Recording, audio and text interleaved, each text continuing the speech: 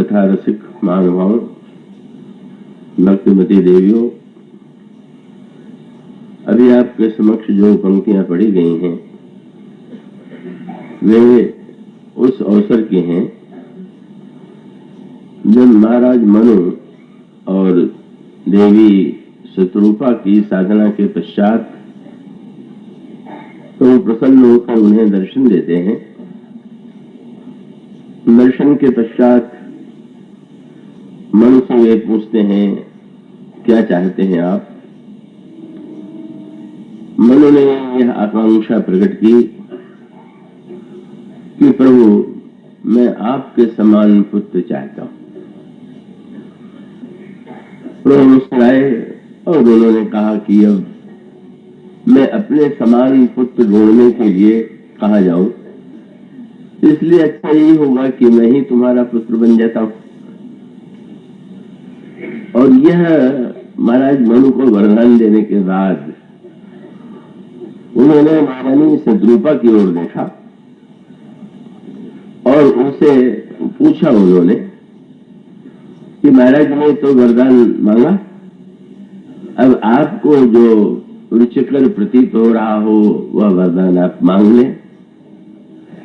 शत्रुपा जी ने यही कहा कि महाराज चतुर महाराज ने जो वरदान मांगे हैं वो मुझे भी बड़े प्रिय लगे, किंतु जब आपने मुझसे अलग से आग्रह किया है तो मैं कुछ वस्तुएं आपसे और मांगना चाहूंगा। और तब उन्होंने 6 वस्तुओं की याचना प्रभु से की। उन्होंने कहा, प्रभु, भक्तों को जो सुख प्राप्त होता है उसे देने की कृपा करें, जो उन्हें भक्ति प्राप्त होती है, आपके चरणों में जैसा उनका सहज स्नेह होता है, भक्तों में जैसा विवेक होता है और भक्तों की जैसी रहनी होती है वो आप देने की कृपा करें। तो ये जो महारानी कौशल शत्रुपा के द्वारा मांग प्रस्तुत की गई, कह सकते हैं कि ये तो भक्ति साधना का समग्र रूप ही इन शब्दों के माध्यम से प्रकट कर दिया गया।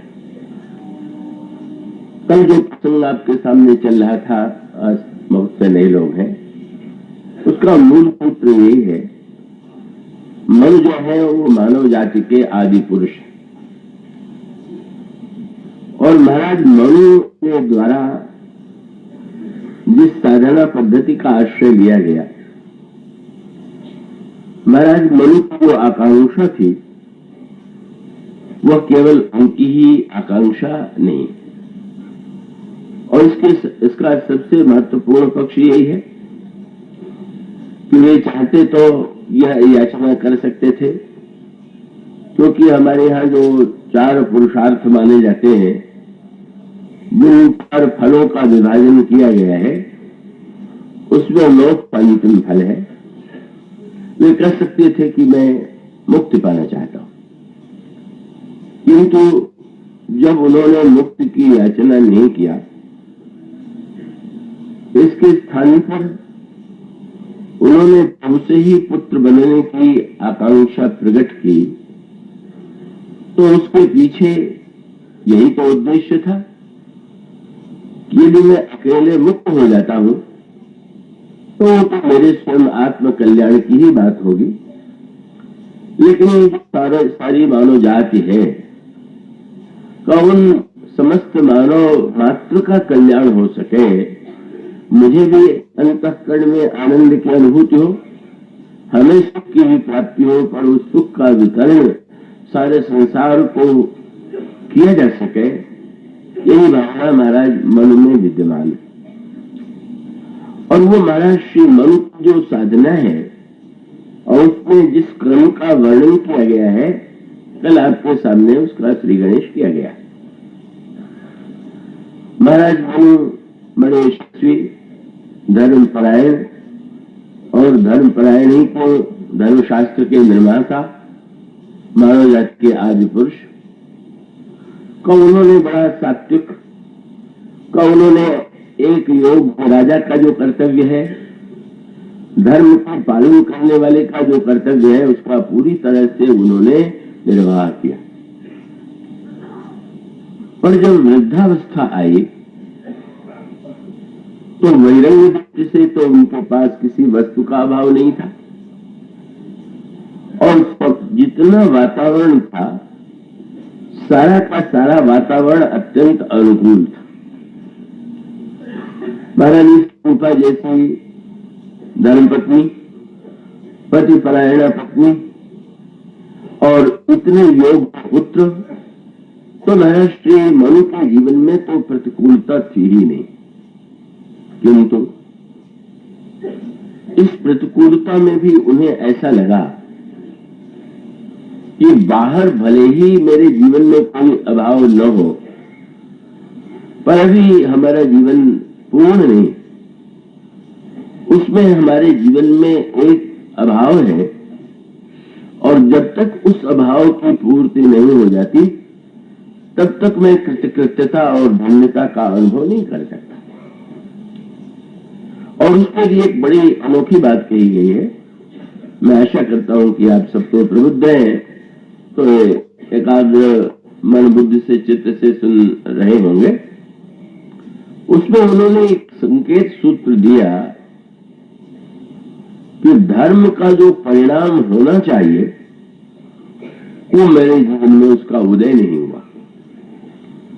जैसे कोई वृक्ष लगाता है तो वृक्ष की सार्थकता तब मानी जाती है जब उसमें फल लगे। तो ये जो जीवन भर उन्होंने धर्म का पालन किया, कि धर्म के पालन का क्या फल है। तो अब धर्म के पालन के फल के संदर्भ में दो उत्तर है। एक ओर तो धर्म का जब व्यक्ति पालन करता है तो उसको संसार में कीर्ति प्राप्त होती है कि इनका आचरण जो है धर्म के अनुकूल है, और उसके साथ साथ उस व्यक्ति के संपत्ति और श्री की भी वृद्धि होती है, और शास्त्र कहते हैं कि मरने के बाद भी उसको सदगति होती है। तो ये जो धर्म का ये तीन फल है, इसे पाने की व्यग्रता ही संसार में जो धर्म के पालन करने वाले हैं या होते हैं उनके मन में होती है। किंतु श्री रामचरितमानस में यह एक सूत्र दिया गया, और वो इस प्रसंग में उस सूत्र का बड़ा महत्व है कि धर्म का फल क्या केवल कीर्ति है, धर्म का फल क्या केवल संपत्ति है, और धर्म का फल क्या केवल मात्र स्वर्ग में चले जाना है। यदि इतना ही है तो क्या ये सचमुच पूर्णत्व का लक्षण है क्या? श्री रामचरितमानस में आपने पढ़ा होगा, भगवान श्री राम ने जब लक्ष्मण जी को अयोध्या में रुक करके कर्तव्य कर्म का पालन करने के लिए कहा, धर्म का पालन करने के लिए कहा, तो प्रभु ने कहा, लक्ष्मण, व्यक्ति को भावावेश में कर्तव्य से विमुख नहीं होना चाहिए, धर्म का पालन करना चाहिए।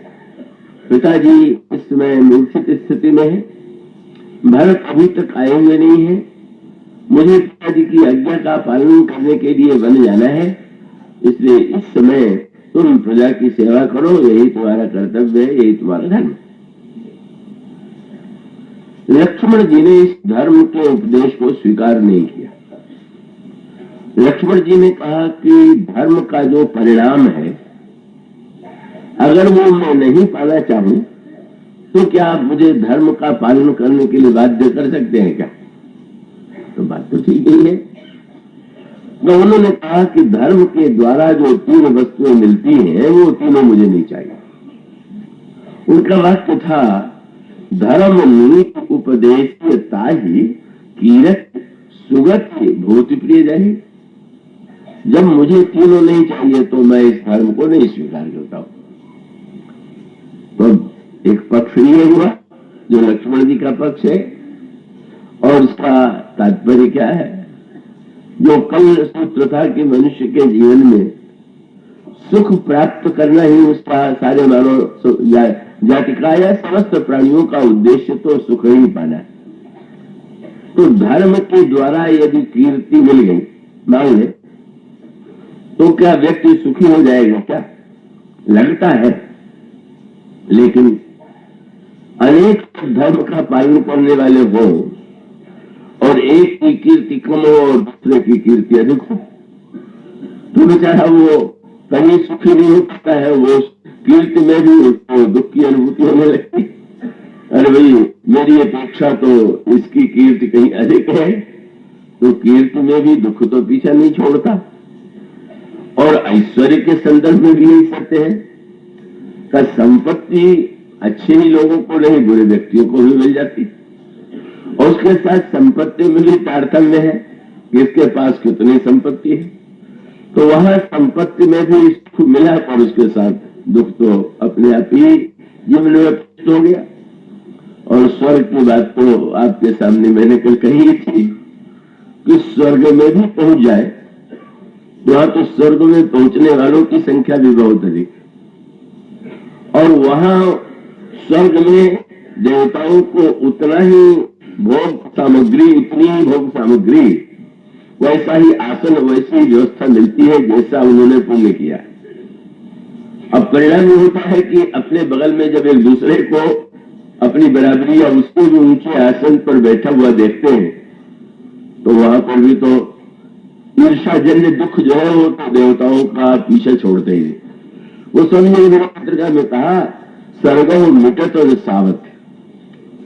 तो इसीलिए वो प्रसिद्ध कथा है कि देवताओं के ईर्षा की पराकाष्ठा का तो अनेक प्रसंग रामचरितमानस में आता है। अगर देवर्षि नारद साधना में संलग्न है तो इंद्र को यही भय लगने लगता है कि कहीं इंद्र पद पाने के लिए ही तो ये सारी साधना नहीं करे, और वो प्रयत्न करता है। बड़ी अद्भुत बात, पुण्यमय है, धर्ममय है, और देवर्षि नारद धर्म का पालन कर रहे हैं और वो धर्म में सहायता नहीं देता, बाधा डालता। इसका अभिप्राय कि धार्मिक व्यक्ति को भी चिंता हो जाती है कि मुझसे बड़ा कोई धार्मिक न हो जाए। ये बड़ा संकट है। तो इस इंद्र की ईर्षा के प्रसंग तो सारे पुराणों में अनेक आए हुए, और उसमें भी ऊपर आकाष्ठा का प्रसंग हुआ है। शास्त्रों ने ये कहा कि जो व्यक्ति 100 अश्वमेध यज्ञ पूरे कर लेता है उसको इंद्र पद प्राप्त होता है। तो ये रघुवंश में महान प्रतापी रघु को जो पिता महाराज दिलीप है, उन्होंने शास्त्र के इस वचन पर विश्वास किया और वो अश्वमेध यज्ञ करने लगे। 99 यज्ञ पूरे हो गए और 100वें यज्ञ में जो अश्वमेध यज्ञ का अश्व था, घोड़ा था, वो अचानक कब कौन चुरा ले गया इसका पता नहीं चल रहा। सामने कोई व्यक्ति आया नहीं, खोज होने लगी। सारे संसार में न घोड़ा मिला, न घोड़े को पकड़ करके चुनौती देने वाला मिला। और तब वशिष्ठ ने अपनी योग से देखा तो पता चला कि घोड़ा तो स्वर्ग में इंद्र ने चुरा लिया। उन्होंने बताया। तो रघु तो महान प्रतापी थे, उनका रघुवंश नाम ही इसीलिए पड़ा। रघु ने कहा कि अभी मैं स्वर्ग पर आक्रमण करके घोड़ा छीन करके ले आता हूं। पर बड़ा सुंदर सूत्र है। अगर दिलीप के जीवन में केवल इतना ही उद्देश्य होता कि स्वर्ग और स्वर्ग में भी उसको भी वही सूत्र है कि भाई स्वर्ग में भी सर्वश्रेष्ठ देवता तो इंद्र है, तो उसका अभिप्राय कि अन्य देवता बनने में तो ये प्रश्न है कि हमसे कोई बड़ा होगा, पर इंद्र बन जाए तो सर्वोच्च स्थान मिल जाएगा। तो ये दिलीप के मन में संकल्प आया, यह एक पक्ष है। पर दिलीप ने सत्संग लिखा और सत्संग की विशेषता ये है कि आप जो बातें सुनते हैं ये आवश्यक नहीं है कि तत्काल वो जीवन में घटित हो जाए, प्रतिफलित हो जाए और व्यक्ति पूरा का पूरा वैसा आचरण करना लगे। लेकिन वो जो सुना हुआ है का वो कभी न कभी वो स्फुटित होता है, कहीं अंतःकरण में उसकी स्मृति आती है।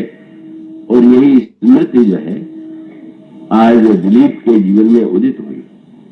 तो अभी जैसा आपके सामने कह रहा था मैं कि धर्म का एक फल है सुख, कीर्ति, स्वर्ग। और दूसरा आपको रामायण में पक्ष मिलेगा कि धर्म का फल है वैराग्य।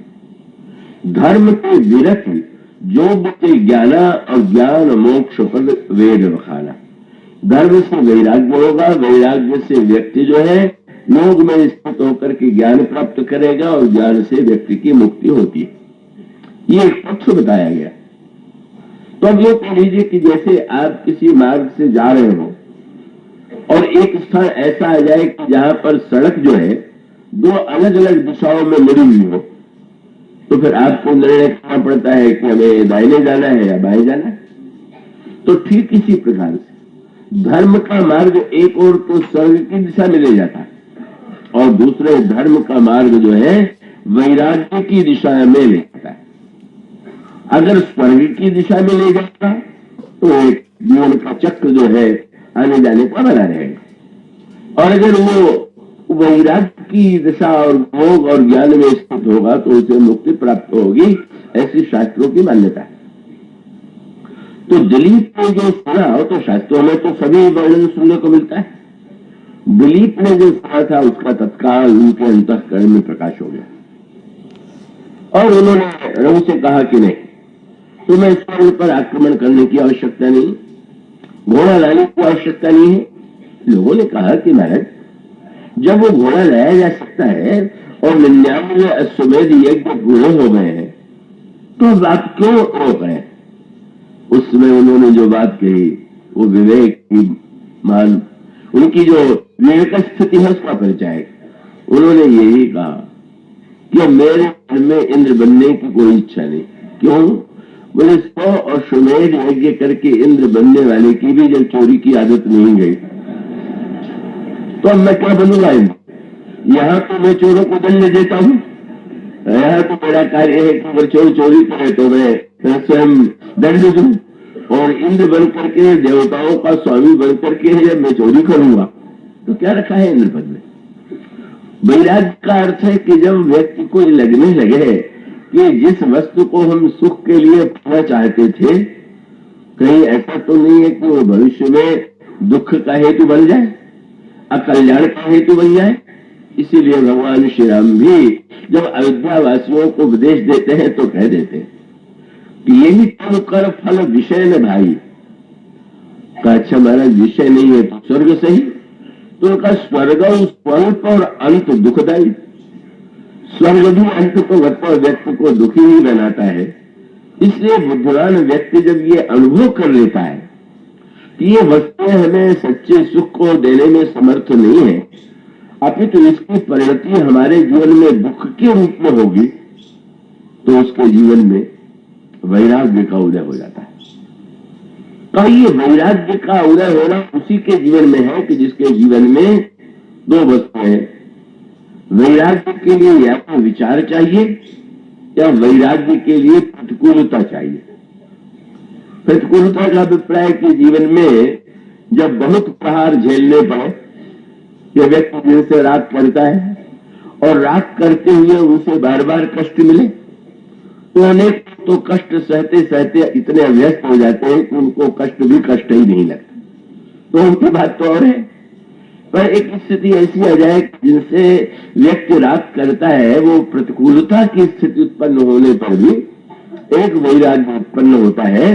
वैराग्य का विचार जन्य वैराग्य और दूसरा परिस्थिति जन्य वैराग्य।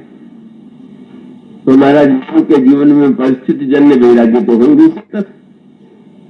जब इतनी महान पतिव्रता पत्नी हो, इतने आज्ञाकारी पुत्र हो, सारे विश्व में राजा के रूप में उन्हें सम्मान प्राप्त हो, तो उनके जीवन में किसी प्रकार की बहिरंग प्रतिकूलता नहीं थी, कोई अभाव ही नहीं। इसलिए वैराग्य के लिए जो एक वाक्य कहा गया बड़े महत्व का है, वैराग्य कब होगा? बोले दुख देशा, जब दोषानुदर्शनम, जब मनुष्य को दुख मिले या मनुष्य को वस्तु में दोष की अनुभूति होने लगे तो ही वैराग्य का उदय होता है।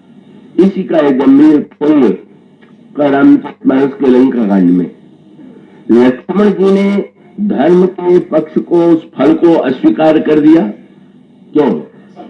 उन्हें रामचरितमानस में कहा गया कि वो मूर्तिमान वैराग्य, तो धर्म का जो चरम फल है वो तो उनमें है ही है। इसलिए अब उन्हें किसी कर्तव्य कर्म धर्म की आवश्यकता नहीं। पर उसमें एक बड़ा मधुर संकेत आता है।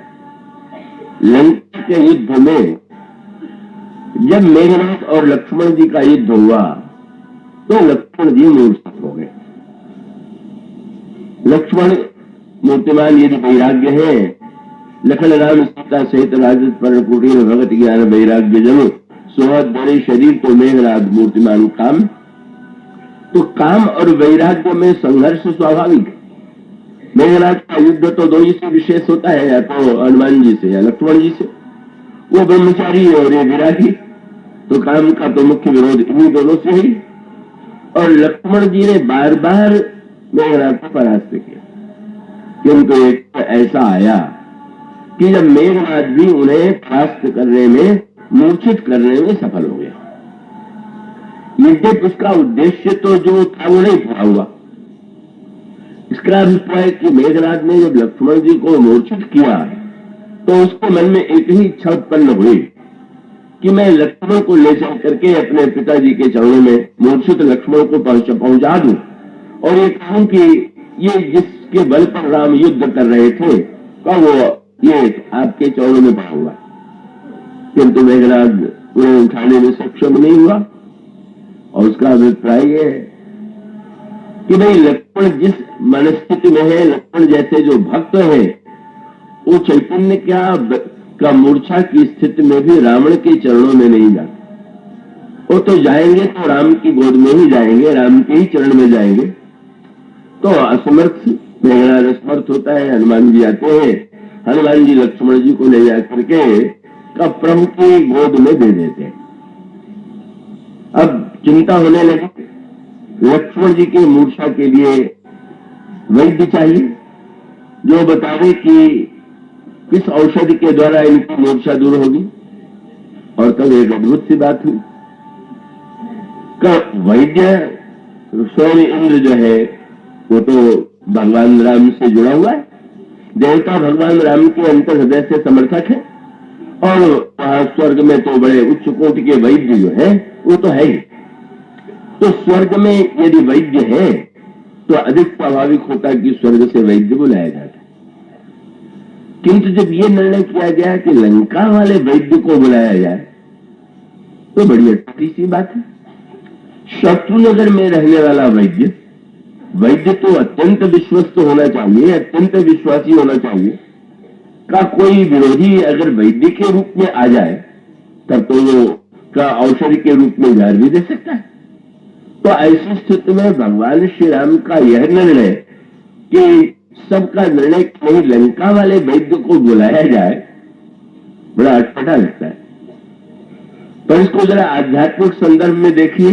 मैं आशा करता हूं कि आप निद्रा और उससे सावधान रह करके थोड़ा प्रसंग पर ध्यान देंगे। और उसमें संकेत ये है कि वैद्य की भूमिका क्या है, वैद्य कौन, और वैद्य की मुख्य भूमिका है रोग के दोष को देखना। दोष देखने की बड़ी निंदा है। काल सपने नहीं देखने पर दोषा, पर वैद्य आवे और दोष न देख करके गुण देखने लगे।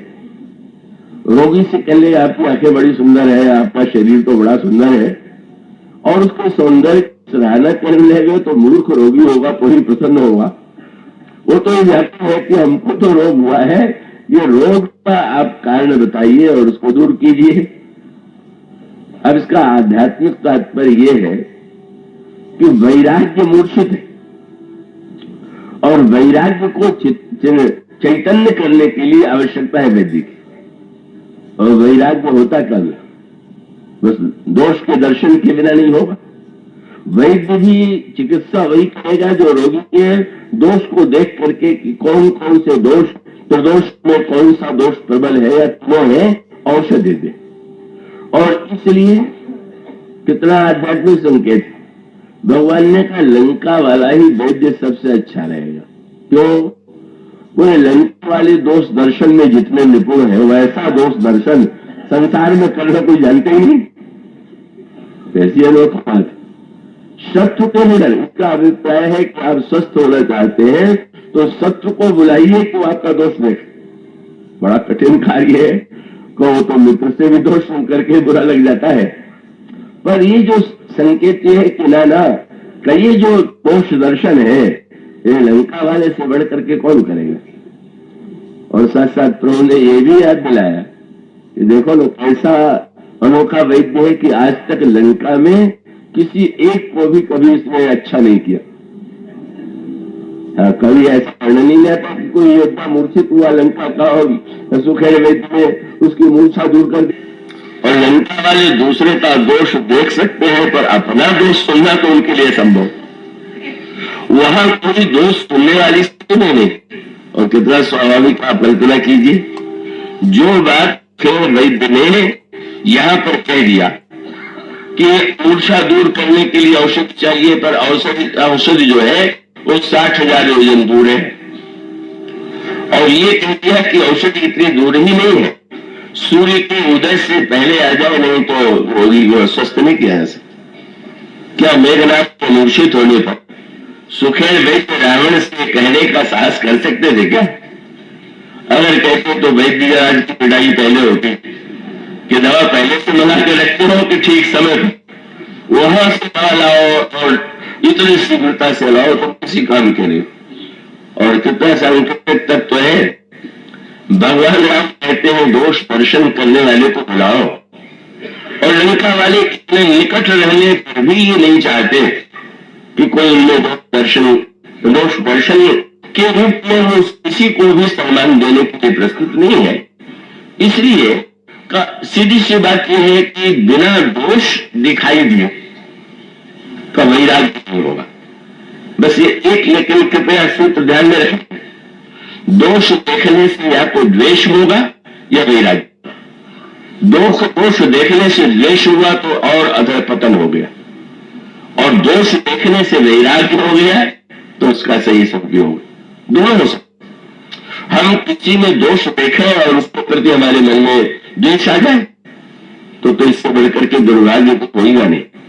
कार्यकाल से लोग जो दोष देखते भी हैं तो दोष देख करके उस व्यक्ति से घृणा करेंगे या द्वेष करेंगे, इसकी निंदा करेंगे, पर दोष दर्शन का फल ये दिया हो जाए कि नहीं, जब सब कुछ ऐसा ही है, जिस व्यक्ति ने इस सत्य को जान लिया उसके मन में सामने वाले के प्रति कोई द्वेष नहीं होगा। और वो प्रिय मानने बात, ये तो वस्तु का संसार का स्वरूप ही यही है, और उसमें उसको अनुभव होगा कि यह भगवान की महती कृपा है कि उन्होंने उस जीवन के तत्व का साक्षात्कार, जिसे व्यक्ति देखने से सुनने से घबराता है, नहीं देखना चाहता, भगवान उसको देखने के लिए प्रेरित करते हैं। भगवान मानो ये वृद्धावस्था के द्वारा, रोग के द्वारा, विपत्ति के द्वारा कभी कभी व्यक्ति अगर देखना चाहे, देखने वाली जो हो तो उसको अंतःकरण में वैराग्य की सृष्टि करना चाहते। बड़ी कड़वी औषधि है जो मीठी प्रतीत नहीं होती, लेकिन उसके मूल में जो धारणा है वो धारणा यही।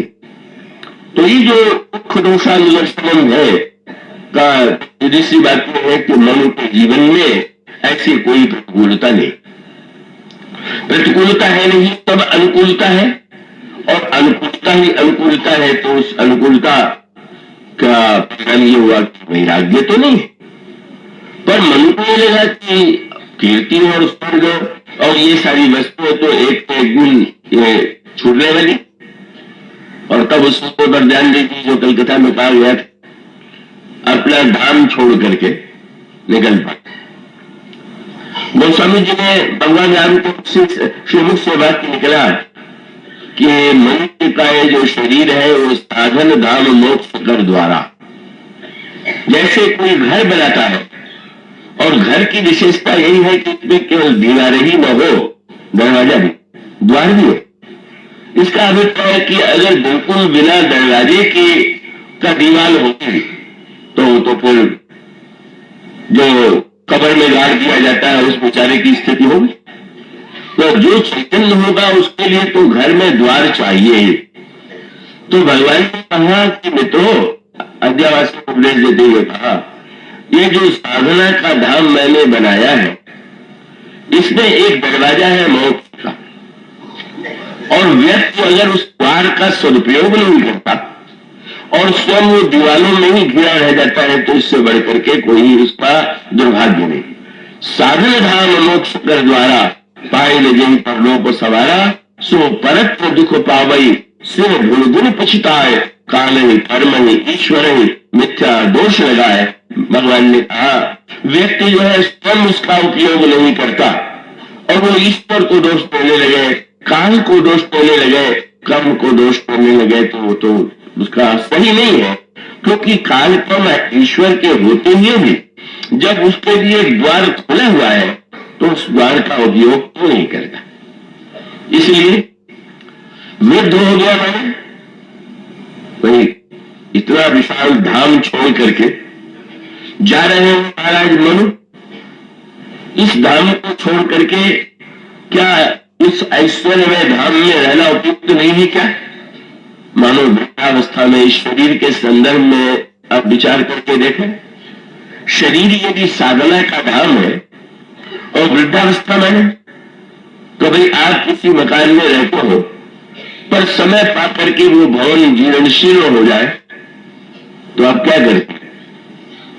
आप अगर ये कहें कि नहीं हम तो इसी में रहेंगे, हर वर्ष अनेक दुर्घटनाएं होती हैं बड़े नगरों में कि जहां पर वो बिल्कुल ऐसी स्थिति में है कि किसी भी आघात को झेल नहीं पाएगा, वर्षा का और आंधी का, और लेकिन बेचारा कहता है उसको छोड़ के कहा जाए। हर वर्ष मुंबई में ऐसी घटनाएं बार बार होती है, यहाँ भी मौका होती हो। उसका अभिप्राय यह है कि अगर व्यक्ति विवेकी होगा तो अगर जीर्ण शीर्ण घर हो गया है तो उसके लिए उसका कर्तव्य है कि नया घर बदले, नए घर में जाए। वृद्धावस्था वाले जब भवन पुराना हो गया, धाम पुराना हो गया, तो तैयारी कर लेना चाहिए कि घर तो पुराना है, किसी समय भी गिर सकता है, एक भी धोखा गहरा आ जाएगा तो संभाल नहीं पाएगा, और तब बुद्धिमान व्यक्ति क्या करेगा? उस धाम से निकल करके नए धाम में जाना चाहेगा। अगर कोई मन से पूछे कि ये आप धाम को छोड़ करके कहां जा रहे हैं, बोले नए धाम में। और नया धाम कौन सा है? याद कीजिए कल की वही दिन पड़ती, जब वशिष्ठ जी भगवान राम का नाम बताते हैं तो क्या कहते हैं? जो आनंद सुंद सुख राशि सीकरते तैलोक सुखासी सो सुख धाम। अरे इस धाम को छोड़िए और सुख धाम में पहुंच जाइए, बस यही तो जीवन की साधना का चरम है। राम है सुख धाम, सो सुख धाम राम असनामा, अखिल लोक पाए की विश्रामा। मानो मनु ने इस सत्य को समझ लिया कि शरीर का भवन गिर ही पड़े, उसके नीचे पड़ करके मर जाए तो मरने के बाद प्रेत बने, तो इससे अच्छा तो यही है कि हमारा कर्तव्य है कि जीर्ण शरीर का साधन भवन से निकलिए और सुखधाम में प्रवेश पा लीजिए। यही मानव जीवन का उद्देश्य होना चाहिए। वृद्धावस्था का भी संकेत मानो यही है कि हम जाने के लिए नए भवन में प्रस्तुत है कि नहीं प्रस्तुत है। मानो जीवन में पूर्णता नहीं है, पर उनको लगा कि ना ये कैसे होगा, और तब उन्होंने विचार जल्दी नहीं डाला। उन्होंने कहा कि वस्तुतः हम जब जानते हैं विचार से सत्य है तो उस सत्य को हमें जीवन में स्वीकार करना चाहिए। और उसका अभिप्राय यह है कि जैसे फल जो है वृक्ष से भी पक सकता है और कभी कभी उसको तोड़ करके पकाया भी जाता है, तो जिन लोगों में सहज वैराग्य आ गया वो पके हुए फल तो है, लेकिन जो नहीं आया वो सत्संग में जरा अपने उसको पकाने को ही अच्छा रहेगा, क्योंकि वो पता नहीं कब गाय से गिरनी पड़े, पक्षी भी आकर के उसमें चोंच मार दे। इसलिए विचार जन्य वैराग्य का उदय हुआ कि नहीं हमारा तो चरम लक्ष्य है ईश्वर को पाना। यही जीवन भक्ति के द्वारा ही जीवन की परिपूर्णता सच्चा सुख प्राप्त होता है। मन ने विवेक पूर्वक यह निर्णय किया और इस निर्णय के बाद महाराज मनु और शत्रुपा प्रस्थान करते हैं वन की ओर। तो वन की ओर प्रस्थान करते हुए मनु और शत्रुपा जो है, आप उसमें थोड़ा एक दूसरे पक्ष पर विचार कीजिए। क्या मनु आस्तिक नहीं थे, ईश्वरवादी नहीं थे क्या?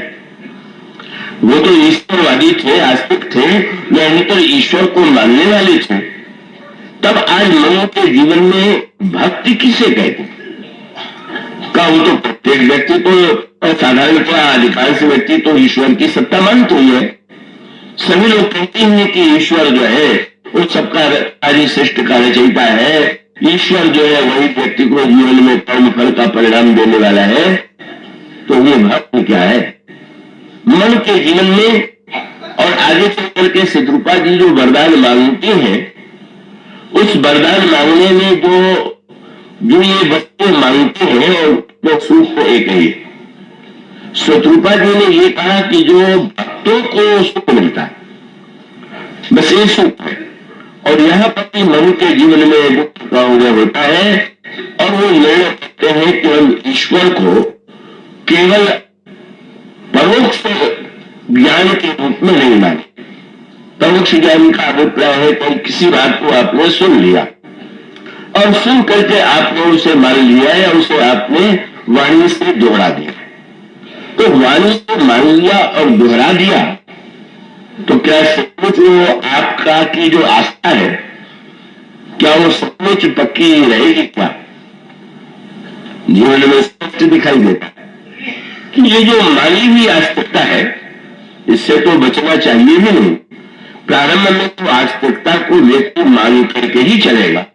ईश्वर है, ईश्वर सृष्टि का रचयिता है, परम पिता है, किंतु इतना होते हुए भी यह जो आस्था है कि सचमुच ईश्वर है, क्या प्रमाण है? क्योंकि व्यक्ति को संसार प्रत्यक्ष दिखाई देता है और ईश्वर को दिखाई देता नहीं। इसलिए प्रश्न यही है, एक प्रत्यक्ष अगर प्रत्यक्ष को सत्य माने तो संसार सत्य है क्योंकि संसार दिखाई दे रहा है, और अगर सुनेंगे बात को सत्य माने तो ईश्वर को सत्य माने।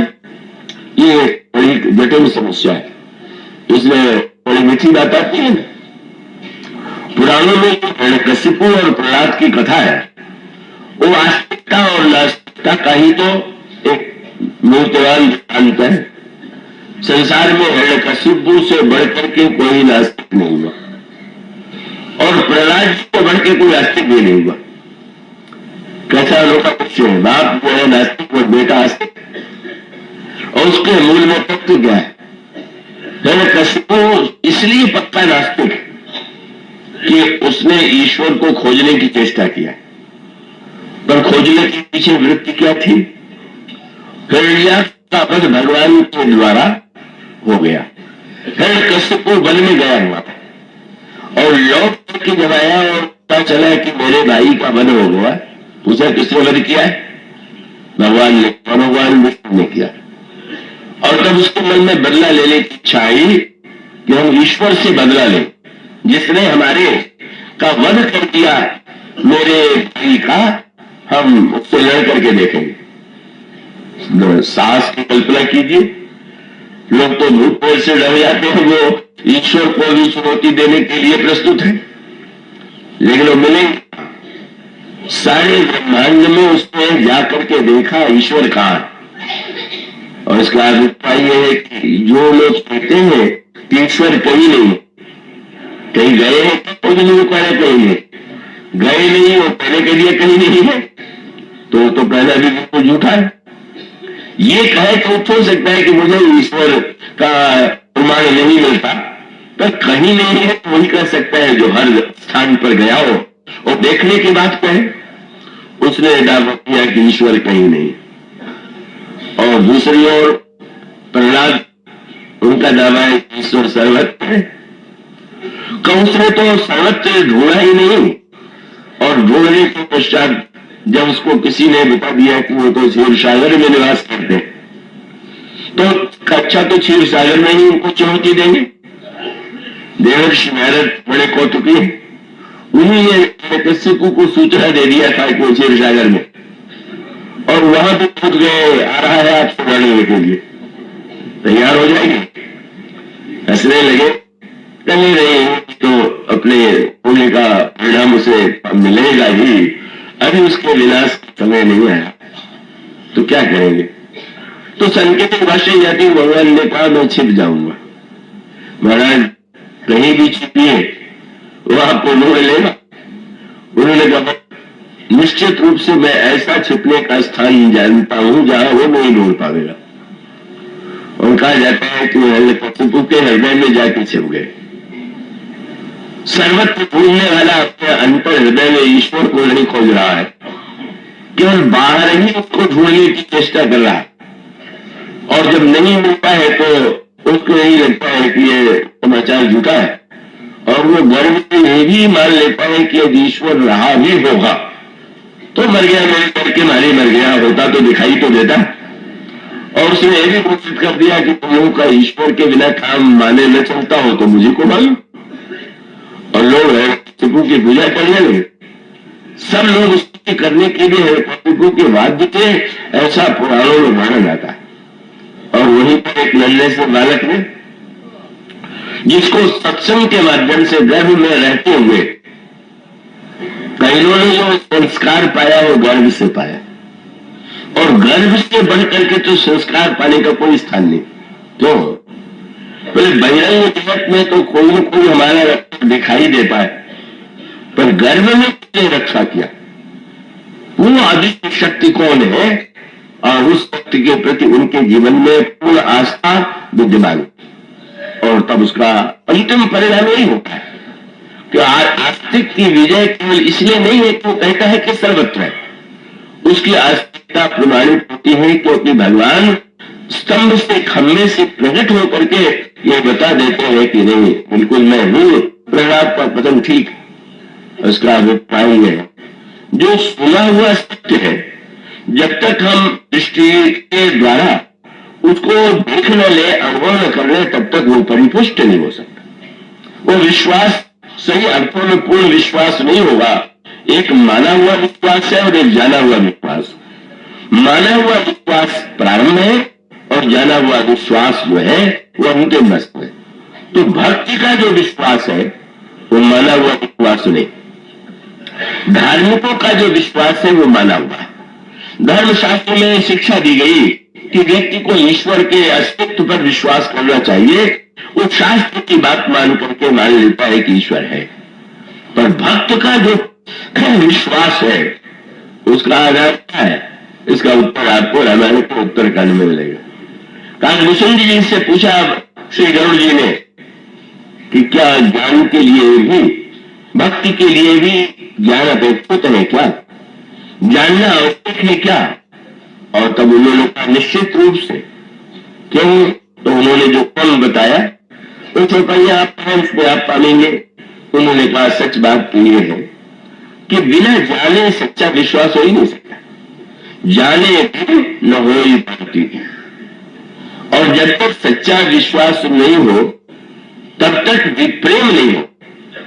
इसका अभिप्राय यह है कि प्रेम तो तब होता है जब आपका किसी से परिचय हो जाए, केवल किसी के विषय में आप सुन ले और उसे आपने देखा ही न हो, तो आपके जीवन में प्रेम कहां सुदित होगा?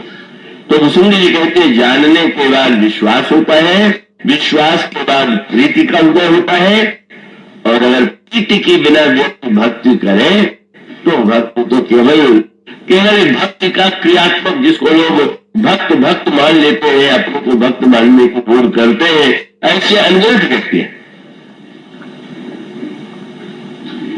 पर वो संकेत ये कि वह जो भक्ति, जिसको भक्ति कहते हैं सच्चे अर्थों में, वह भक्ति कब आ गई?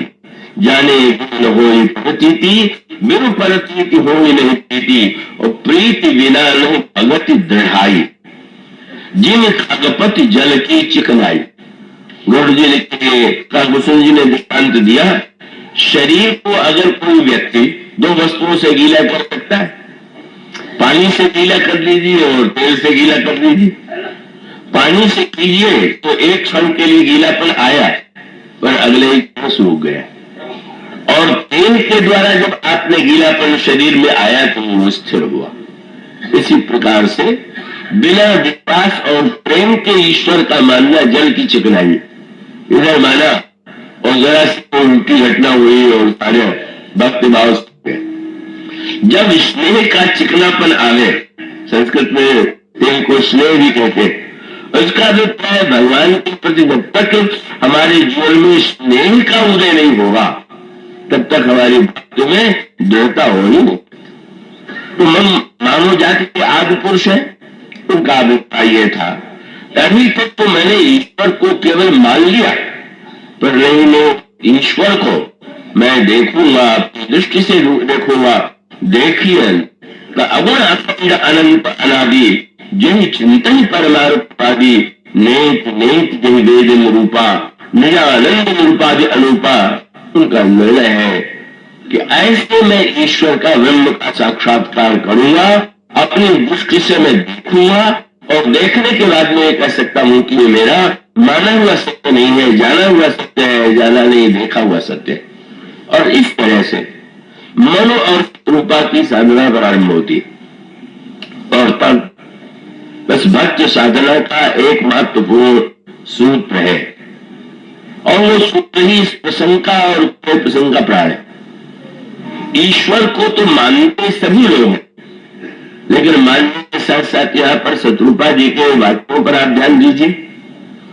शत्रुपा जी ने एक शब्द जोड़ दिया। सारे संसार के जो व्यक्ति वो कहेंगे भाई ईश्वर सबका है, सबके ईश्वर कहे या ईश्वर सबका है। भक्ति का ये लक्षण नहीं, भक्ति का जो लक्षण है वो ईश्वर जो सबका सार्वजनिक ईश्वर है, वो भक्त का ईश्वर नहीं, वो भी ईश्वर।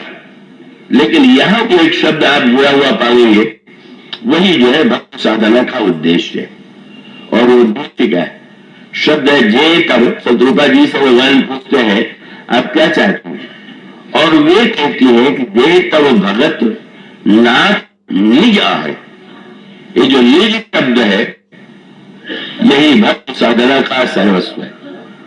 जो सबका प्रतीत होने वाला ईश्वर है, जब आपका निज हो जाए बस आप निश्चित इस निज शब्द को पढ़ लीजिए।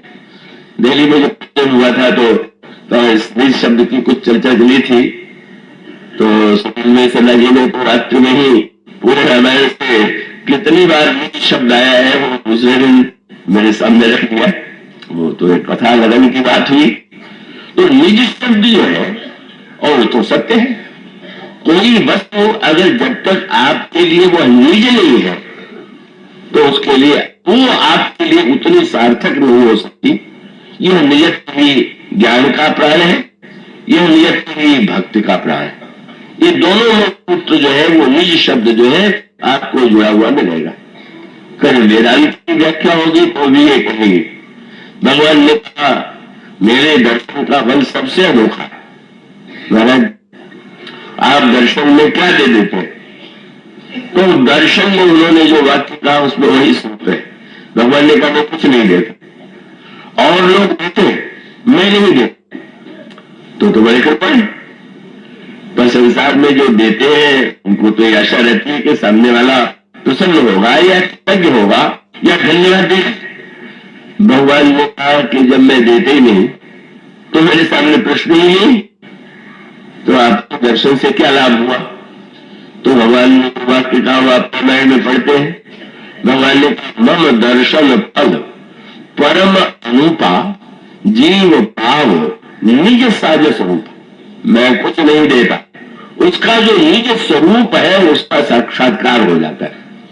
इसका अभिप्राय उन्होंने कहा कि वो कुछ देने की अपेक्षा ही नहीं है, वो अपने निज स्वरूप को भूला हुआ है, इसीलिए इतना दुखी सा प्रतीत हो रहा है। तो वेदांत का भी मूल शब्द निज ही है, और ऐसे धर्म के साथ भी निज शब्द का महत्व जुड़ा हुआ है। प्रथम चरण अति प्रीति निज निज धर्म, धर्म नहीं निज धर्म। जास विचार सूचि सेवक बोले जे सपने में निज धर्म न डोले। गीता में उसको स्वधर्म कहा गया। और बस यह जो निज है भक्ति का उद्देश्य क्या है? वह भगवान जो अदृश्य है, अव्यक्त है, उन्हें देखना ही नहीं, उन्हें अपना बना लेना है। और अपना बनाने के पश्चात वह निजत्व जो है भक्ति साधना का समग्र उद्देश्य जो है वो इसी रूप में आपको मिलेगा। और इसी को गोस्वामी जी ने अनेक प्रसंगों में बड़े मधुर रूप में, बड़े दार्शनिक पद्धति से वर्णन किया। अब वो कितना गहराई में आप पढ़ सकते हैं, आप पर निर्भर है। गोस्वामी जी ने विवाह हुआ तो 2 पुत्रों में गोस्वामी जी प्रतिबिंब दर्शन का वर्णन कर रहे हैं। कृपया आप एकाग्रता से उस पर दृष्टि रहेंगे। भगवान श्री राम और श्री सीता जी मणिमय जो मंडप है उसमें भावरी और भावरी पड़ रही है, तो जो स्तंभ बने हुए हैं, खंभे बने हुए हैं, उसमें मणि लगी हुई। तो उस मणि में दोनों का चित्र जो है, प्रतिबिंब जो है, वो दिखाई दे रहा है। और वो दिखते ये है कि वो घूम रहे हैं। तो कि भगवान राम जब भावरी देने लगे तो राम की सुंदर प्रतिछाई जगमगात मन खम्मन माही मन मदन रथ हरि बहु रूपा देखत राम विवाह अनुपा दर्श लालसा सकुच न थोरी प्रगटत दुरत बहोरी बहोरी भय मदन सब देखन हारे।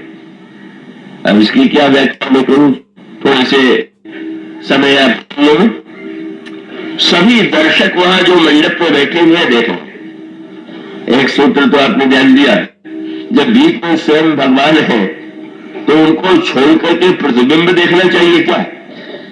भगवान राम सीता जब सामने है उनको न देख करके आप खंभे में देखें तो बहुत बड़ी बात कह दी गई। उसका अभिप्राय है कि जितने खंभे हैं उसको अलग अलग रंग की मणि लगी हुई। बोले भगवान का रंग कौन है? बोले जिस जैसी भावना की मणि है वैसा रंग उनका बन जाए। जिनका नहीं भावना जैसी प्रभु मूर्ति देखी फिर तैसी, ये बीच में देखने पर नहीं दिखाई देगा। खम्भे की मणियों में जब देखेंगे तो रंग बिरंगा ईश्वर, लाल ईश्वर, हरा पीला नीला। क्या इसलिए श्रीमद भागवत पूछा गया भगवान का रंग क्या है?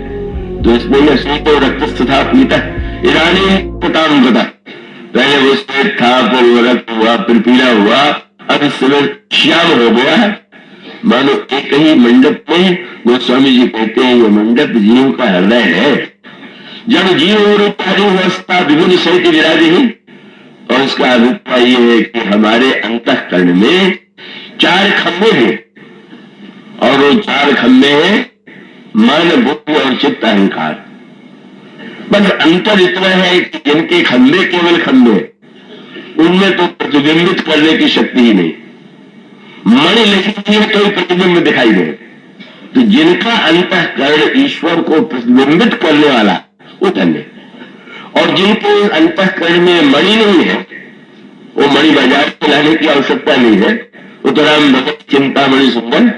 तो एक अद्भुत दृश्य है कि सभी जो दर्शक हैं वो मणि के स्तंभ में अलग अलग रूपों में श्री राम और सीता को देख करके अपने अपने भाव में ऐसे आनंद में डूबे हुए।